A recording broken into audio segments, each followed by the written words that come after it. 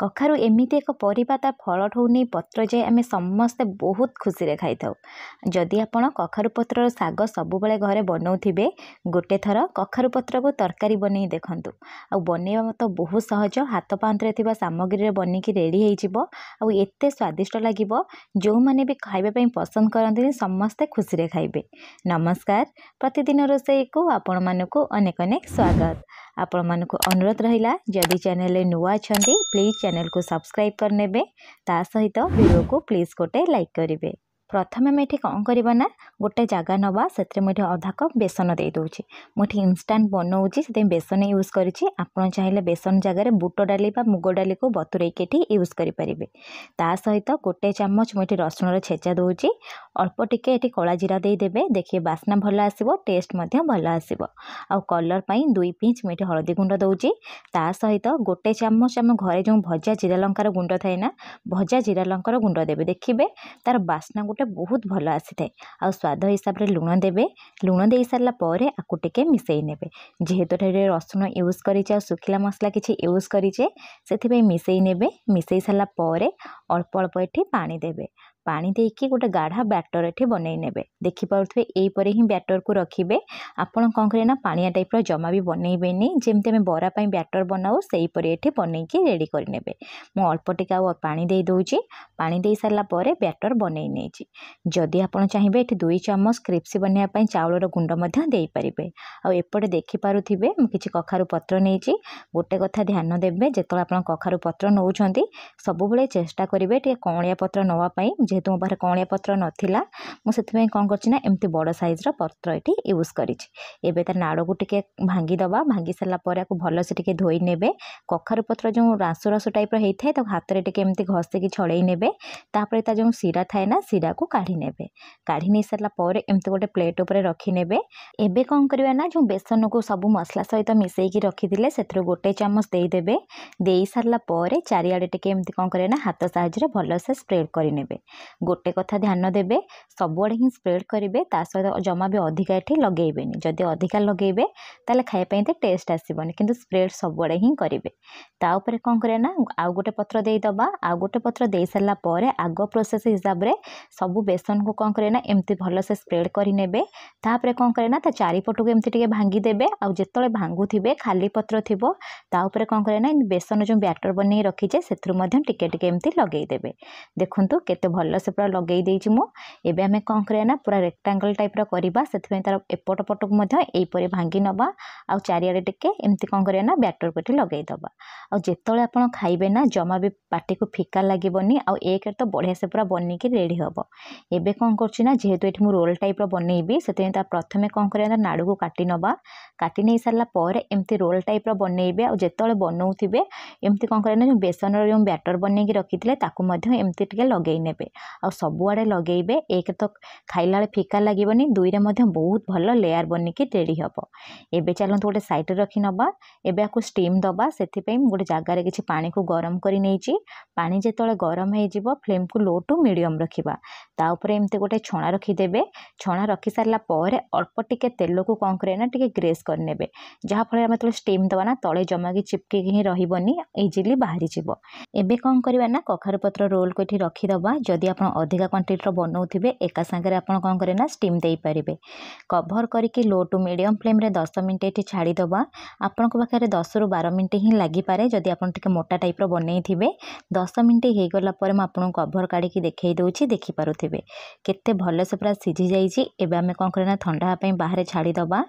ठंडा ही गला पर जाइए काटिबे, नहले जेहेतु आम बेसन रो कोट देजे ना आपण हाथ में लगिଯିବ। ठंडा ही सारा पर मुझे कौन करना गोल टाइप रो काटिदेवी। आपण मैंने देखिपे केते भल डिजाइन आसी पूरा माछ परी ही देखा जाउची।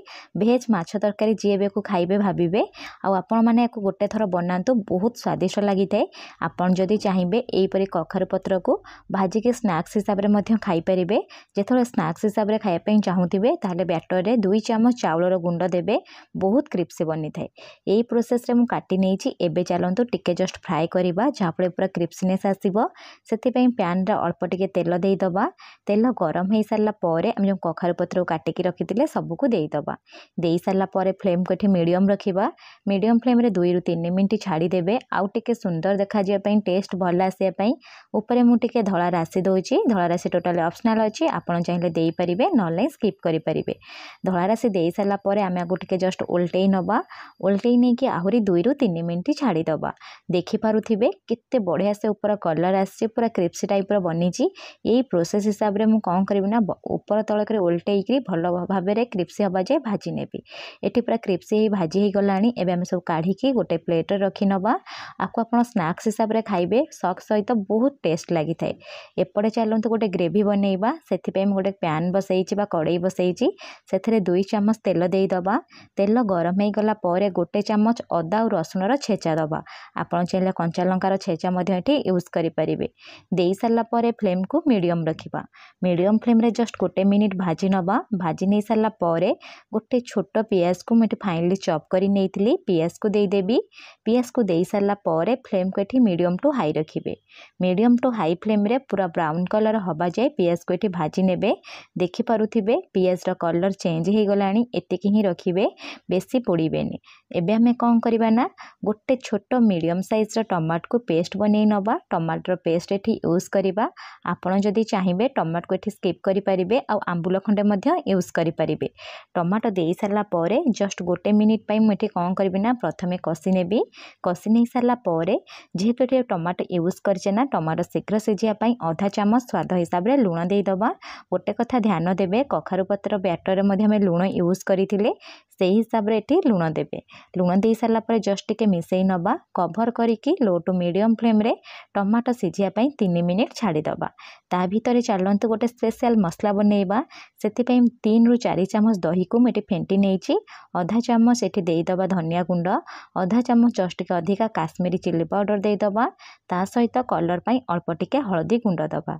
दे सारा पर दही सहित यही सुखिला मसला को भल से टिके मिसई नवा। आपन जदि तरकारी दही दवाई चाहू नथिबे ताले नॉर्मली एमती मसला को पानी सहित मिसईकी यूज करेंगे। आ गोटे खंड आंबुल देवे। कखारु पत्र तरकारी खटा लगे बहुत भल टेस्ट आसी थाए से मुझे दही यूज करी। 3 मिनिट पर मुझे कभर काढ़ी मसला को पाखापाखि 2 ରୁ 3 मिनिट कषि नेबी। कषि नहीं सारा पर फ्लेम को लो रखा। लो फ्लेम रे आम दही सहित जो सुखिला मसला को गोलैकी रखी ना सब मसला को देदबा। मसला को दे सारा पर कंटिन्यूअसली एठी आम कौन करवा ना 1 ରୁ 2 मिनिट मसला को एठी कसवा।